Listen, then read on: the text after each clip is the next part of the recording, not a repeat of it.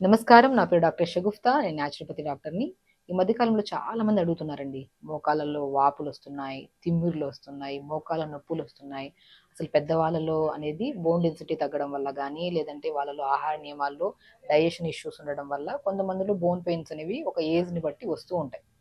కానీ ఈ మధ్య కాలంలో యంగ్‌స్టర్స్‌లో కూడా ఎక్కువైపోయాయి. అసలు మోకాళ్ళ నొప్పులు గానీ, వాపులు గానీ, ఈ విపరీతమైన మంటలు గానీ, ఏ రీజన్‌తో వస్తాయి? వచ్చినప్పుడు మనం ఎలాంటి జాగ్రత్తలు తీసుకోవడం వల్ల పర్మనెంట్‌గా ఈ మోకాళ్ళ నొప్పులు, వాపులు, తిమ్మిర్లు రాకుండా మనం కాపాడుకోవచ్చు? ఇది ఓన్లీ బోన్ డెన్సిటీ తగ్గడం వల్లే వస్తున్నాయా? లేదంటే న్యూట్రిషనల్ డెఫిషియన్సీస్ వల్ల వస్తున్నాయా? వీటన్నిటి గురించి ఎన్నో క్వెషన్స్ ఎంతోమంది మాకు కామెంట్స్‌లో కూడా చేశారు. సో, నేను చాలా వీడియోస్‌లో క్యాబేజ్ బ్యాగ్స్ చెప్పాను. అండ్ చాలా వరకు ఆహార నియమాలు కూడా చాలా జాగ్రత్తలు చెప్పాను. కానీ ఈసారి నేను చెప్పే వీడియోలో ఆహార నియమాల్లో జాగ్రత్తలు, అట్ ద సేమ్ టైమ్ ఒక మిరాకిల్ ఆయిల్. నేను చాలామంది ఫిజియోథెరపీ కోసం మా దగ్గరికొచ్చినప్పుడు నేను అందరూ ఫిజియోథెరపీ పైన ఇప్పుడంటే చాలామంది హాస్పిటల్స్‌లో స్టెప్స్ ఎక్కడానికి గానీ, కానీ వాళ్ళు అక్కడి నుంచి వచ్చినప్పుడు దిగి రావడానికి కూడా చాలా ఇబ్బంది పడుతుంటారు పెద్దవాళ్ళు. అలాంటి వాళ్ళకి నేను ఒక ఆయిల్స్ చెప్తుంటానండి. బెస్ట్. ఎందుకంటే చాలా పెయిన్ తట్టుకోలేక మన పెయిన్ కిల్లర్స్ ఏసుకొని కిడ్నీ ప్రాబ్లమ్స్‌తో, ప్యాంక్రియాటిక్ ప్రాబ్లమ్‌తో కూడా ఇబ్బంది పడే వాళ్ళున్నారు. క్రానిక్ గ్యాస్ట్రిక్ ప్రాబ్లమ్‌తో కూడా ఇబ్బంది పడే వాళ్ళున్నారు. కాబట్టి మోకాళ్ళ నొప్పులు సహజంగా స్టార్టింగ్‌లో ఎలా వస్తాయి? అది క్రమేపీ క్రానిక్ అయిన తర్వాత సో, దానికి కూడా మనం ఎంత స్టార్టింగ్ నుంచి గానీ విపరీతమైన నొప్పొచ్చినా కూడా ఈ మిరాకిల్ ఆయిల్స్ ఎలా యూజ్ చేయాలి? ఎలా ప్రిపేర్ చేసుకోవాలి మనం ఇంట్లో ఉన్న ఇంగ్రీడియెంట్స్ అనేది వాటి గురించి మనం క్లుప్తంగా మాట్లాడుకుందాం. బేసికల్లీ ఈ మోకాళ్ళ నొప్పులు ఎందుకొస్తాయంటే ఫస్ట్ తిమ్మిరండి. తిమ్మిరితో స్టార్ట్ అవుతది. చీమలు కుట్టినట్టు అనిపించడం గానీ, లేదంటే ఏదో పాకుతున్నట్టు అనిపిస్తా ఉంటది ఫస్ట్. దాని తర్వాత మనం కూర్చొని లెగిసినా గూడా టక్ టక్ సౌండ్‌లతో స్టార్ట్ అవుతాయి. మీరు గమనించండి.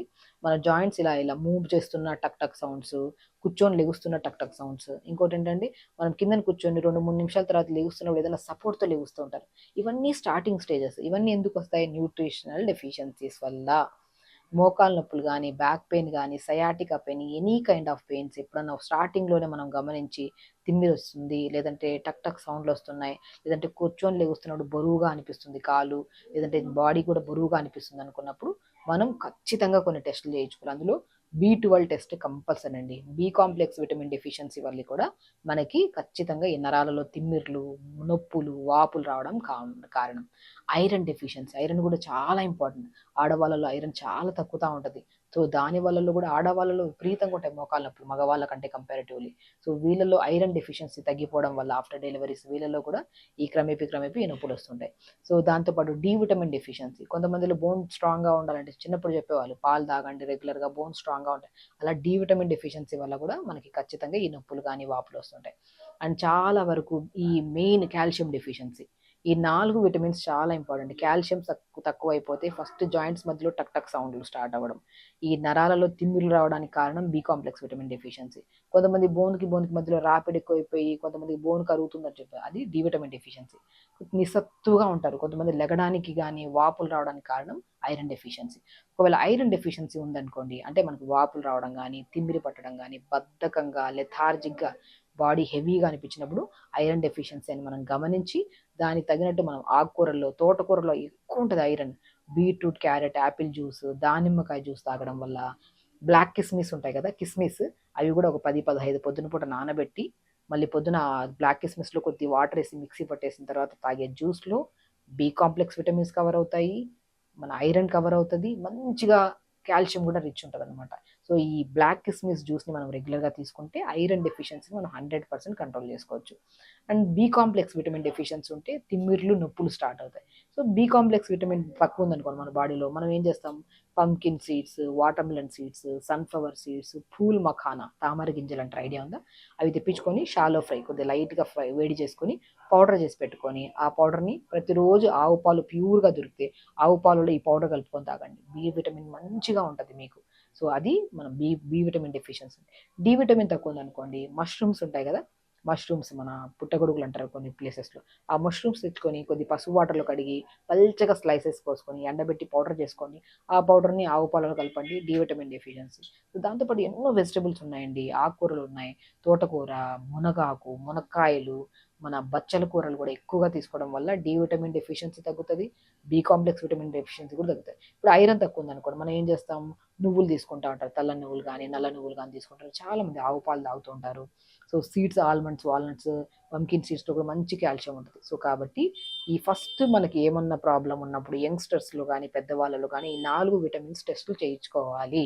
Iron, calcium, B complex vitamin and D three, vitamin సంబంధించిన విటమిన్స్ చేయించుకుంటే ఇందులో ఏమైనా అవకతవకలు ఉంటే ఇప్పుడు నేను చెప్పిన ఆహార నియమాల్లో ఏది తక్కువ ఉంటే అవి యాడ్ చేసుకుంటా మనం రెగ్యులర్గా ఒక రోజు తిని ఆపేయకుండా ఒక 10-15 రోజులు రెగ్యులర్గా తీసుకుంటుంటే డెఫిషియన్సీస్ వల్ల వచ్చిన వాపులు కానీ, నొప్పులు కానీ, బలహీనత కానీ, నరాలలో తిమ్మిర్లు కానీ ఇవన్నీ కంట్రోల్ అవ్వడానికి మేజర్ విటమిన్. ఒక స్టేజ్ దాటిపోయిన తర్వాత కొంతమందికి రాపిడి, ఎలాగో ఆ టైంలో తినలేదు కాబట్టి యంగ్స్టర్స్లో ఇంకే ఒక ఏజ్ వచ్చిన తర్వాత రాపిడి స్టార్ట్ అవుతుంది. అది కూడా ఊబకాయం ఉండడం వల్ల, అంటే బరువు ఎక్కువ ఉండడం వల్ల ఆ బరువు అనేది మోకాల చుప్ప చిన్న బోన్ ఉంటుంది, దాన్ని పటెల్లా బోన్, ఆ బరువు అంతా ఆ బోన్ మీద పడడం వల్ల కూడా ఈ మజిల్ బాగా బల్జ్ అయిపోవడం, వాయడం స్టార్ట్ అవుతుంది. అలాంటి కండిషన్స్లో మనం బరువు తగ్గడం చాలా శ్రేష్టకరం. బరువు కూడా ఎలాగా అంటే ఏది డైట్లు చెప్తారు అంటారు, డైట్లో అవసరం లేదండి, సింపుల్. పొద్దున్న తినే టిఫిన్ ఏదైతే ఉందో టైంకి తినడం. కొంతమంది లేట్గా తినడం, తక్కువ క్వాంటిటీలోనే తింటారు. లేట్గా తినడం వల్ల మనిషి గ్యాస్ట్రిక్ ప్రాబ్లం ఎక్కువైపోయి ఉండాల్సిన బరువు కంటే 10 కేజీలు ఎక్కువగా కనపడుతూ ఉంటారు. అది కూడా లేట్గా తినడం వల్ల, గ్యాస్ట్రిక్ ప్రాబ్లం వల్ల. కాబట్టి లేట్గా కాకుండా మార్నింగ్ బ్రేక్ఫాస్ట్లో 4 ఇడ్లీ ప్లేస్లో 2 ఇడ్లీలు తినండి. అది కొద్దిగా ఎక్కువ బరువు తగ్గాలి కాబట్టి ఓట్స్ ఇడ్లీ కానీ, మనం ఖచ్చితంగా రాగి, జొన్న, సజ్జ, బార్లీ పౌడర్ని కలిపేసి దాన్ని రాగి మన రవ్వలాగా తెప్పించుకొని దాంతో ఇడ్లీలు చేసుకోవడం కానీ, మిల్లెట్స్ ఇడ్లీలు అలా తీసుకుంటే తొందరగా డైజెషన్ అవుతుంది, న్యూట్రిషన్ పరంగా కూడా మనకి హెల్ప్ అవుతుంది, అండ్ వెయిట్ లాస్ కూడా ఈజీ అవుతుంది. అలా మార్నింగ్ బ్రేక్ఫాస్ట్లో తక్కువ క్వాంటిటీలో ఇలా మిల్లెట్స్తో పాటు లేదంటే రాగి గంజి తీసుకోవడం, జొన్న గంజి తీసుకోవడం, వీటితో కూడా ఐరన్ ఎక్కువ పెరుగుతుంది మన బాడీలో. మధ్యాహ్నం లంచ్కి వచ్చిన తర్వాత బ్రౌన్ రైస్, ఎక్కువ వెజిటబుల్స్ వేసుకొని, వెజిటబుల్ కర్రీస్, ఆకుకూరలు ఎక్కువ తీసుకోవడం వల్ల డెఫిషియన్సీస్ అన్నీ క్లియర్ అవుతాయి, బరువు కూడా తగ్గుతాం. ఇంకా డిన్నర్కి వచ్చిన తర్వాత మనం పడుకునే ముందు తినేసి పడుకుంటారు చాలామంది, దాని వల్ల వెయిట్ పెరుగుతుంది, at the same time bone density కూడా తగ్గుతుంది. నిద్ర ఉండదు కాబట్టి బాడీలో వీక్నెస్ వచ్చేస్తుంది. కాబట్టి ఎప్పుడైనా సరే పడుకోవడానికి 3 అవర్స్ ముందు 6:30 to 7 లోపల మనం డిన్నర్ చేసేసేయాలి. అలా డిన్నర్ చేయడం వల్ల మనం మంచిగా వెజిటబుల్స్, ఆకుకూరలు, మనం ఈవినింగ్ కూడా డిన్నర్లో సలాడ్స్ తీసుకోవడం కానీ, లేదంటే మంచిగా ఏదైనా టిఫిన్స్ తీసుకోవడం కానీ తీసుకుంటే పడుకోవడానికి 3 అవర్స్ ముందు తింటున్నాం కాబట్టి ఈజీ డైజెషన్ అవుతుంది, న్యూట్రిషన్ పరంగా కూడా బాడీకి హెల్ప్ అవుతుంది. ఇలా ఈ మోతాదులో తింటూ బరువు వల్ల బరువు వచ్చిన మోకాళ్ళ లోపల ఏదైతే బరువును కంట్రోల్ చేసుకోవాలి. అండ్ మెరాకిల్ ఆయిల్ అని చెప్పాను, any kind of pains first మనం ఎక్స్టర్నల్గా, మనం ఇంటర్నల్గా తినే ఫుడ్లో పర్ఫెక్ట్గా చేసుకుంటే ఇంటర్నల్గా ఇలా వచ్చిన ఇష్యూ ఏదైతే ఉందో మోకాళ్ళ నొప్పులు దాన్ని కంట్రోల్ చేసుకోవచ్చు ఇప్పుడు నేను చెప్పిన పద్ధతి ప్రకారం. అదే ఎక్స్టర్నల్గా పెయిన్ ఎక్కువగా ఉంది, ఖచ్చితంగా ట్యాబ్లెట్ వేసుకోవాల్సింది. ప్రతిరోజు ట్యాబ్లెట్ వేసుకుంటుంటారండి చాలామంది పాపం, అది డ్రాగ్ చేస్తూ ఉంటారు. మా దగ్గరికి పెయిన్ కిల్లర్ లేకుండా మేము అసలు ఉండలేము మేడం, దానివల్ల గ్యాస్ ఎక్కువ అయిపోతుంది, ఏదైనా సొల్యూషన్ చెప్పండి అంటుంటారు. అందుకని మెరాకిల్ ఆయిల్ మోకాళ్ళ నొప్పులు అది ఏంటంటే, మంచిగా ఆముదం నూనె ఒక 100 గ్రాములు తీసుకోండి, నువ్వుల నూనె ఒక 100 గ్రాములు తీసుకోండి, ఈ రెండింటిని ఆయిల్లో మిక్స్ చేసేసుకోండి. మిక్స్ చేసి వాము పువ్వు అని దొరుకుతుంది మన ఆయుర్వేదిక్ షాప్స్లో కానీ జనరల్ షాప్స్లో దొరుకుతుంది. వాము పువ్వు ఒక 2 ముద్దలు, పుదీనా పువ్వు 2 ముద్దలు, కర్పూరం, హారతి కర్పూరం కానీ ముద్ద కర్పూరం ఇవి 2 ముద్దలు. ఈ మూడింటిని మన 100 గ్రాముల ఆముదం నూనె, 100 గ్రాముల నువ్వుల నూనెలో కలిపేసి పెట్టేసుకోండి.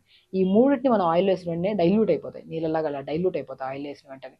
దాన్ని మనం ఘాటుగా ఉంటుందండి ఈ ఆయిల్. ఎక్కడ నొప్పి వచ్చినా, ఈవెన్ ఆర్థరైటిస్ ఉన్నా, లంగ్ కెపాసిటీ తక్కువ అయ్యి దగ్గుతూ ఉంటారు విపరీతంగా, దగ్గు కానీ, చాలామంది ఆస్తమాతతో ఇబ్బంది పడి ఉన్న వాళ్ళు కూడా ఈ ఆయిల్ని మంచిగా ఛాతీ దగ్గర అప్లై చేయమంటుంటాను నేను. అంత ఘాటు ఉంటుంది, నొప్పి కూడా చాలా మంచి ఉపశమనం అనమాట. అలా మోకాల కింద భాగంలో మంచిగా మసాజ్ చేసుకుని దాని తర్వాత పై భాగంలో మసాజ్ చేసుకోండి, చాలా మెరాకిల్ రిజల్ట్స్ అండి.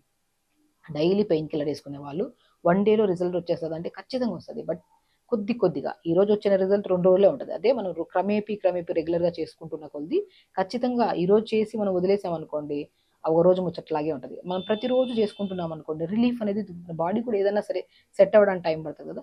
అలా అప్లై చేస్తున్న కొద్ది ఈరోజు 5%, రేపు 10%, అలా 1 వీక్ 2 వీక్స్ అయిన తర్వాత 80% పెయిన్ కిల్లర్ వేసుకున్నా కూడా తగ్గలేని పెయిన్స్ మన ఆహార నియమాల్లో జాగ్రత్తలు తీసుకుంటూ, అట్ ద సేమ్ టైం బలమైన ఆకుకూరలు ఎక్కువ తీసుకుంటూ, వాల్నట్స్, పంకిన్ సీడ్స్ కూడా రెగ్యులర్గా ఫుడ్ హ్యాబిట్స్లో యాడ్ చేసుకుంటూ, ఇప్పుడు చెప్పిన ఆయిల్ని మనం మోకాల కింద భాగంలో పై భాగం రాసుకోవడం వల్ల వాపులు తగ్గుతాయి. మెయిన్ ఇంపార్టెంట్, మోకాల దగ్గర వాపులు ఎక్కువ ఉంటాయి, ఆ వాపులు తగ్గుతాయి, ఆ హెవీనెస్ తగ్గుతుంది, కూర్చొని లెగుస్తున్నప్పుడు టక్ టక్ సౌండ్లు పోతాయి, నొప్పులు కూడా పోతాయి. ఖచ్చితంగా మోకాల నొప్పుల్లో వాపులు కానీ, మోకాళ్ళల్లో వాపులు కానీ, బలహీనత కానీ, తిమ్మిర్లు పట్టడం కానీ, నొప్పి విపరీతమైన నొప్పి ఉన్నా, బోన్ కరిగిన సమస్యలు ఉన్నా కూడా ఈ ఆయిల్స్ ప్రిపేర్ చేసుకుని రెగ్యులర్గా ఒక 10 days చేస్తేనే మీకు మంచి రిలీఫ్ ఉంటుంది. ఒక 1 మంత్ 2 మంత్స్ రెగ్యులర్గా మార్నింగ్ అండ్ ఈవినింగ్ అప్లై చేసుకోండి, మంచి ఉపశమనం ఉంటుంది.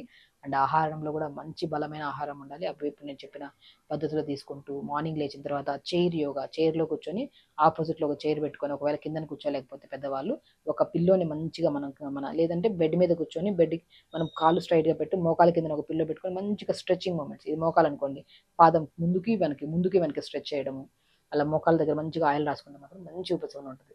అలా చేయండి, హెల్తీగా ఉండండి, హ్యాపీగా ఉండండి. నమస్కారం.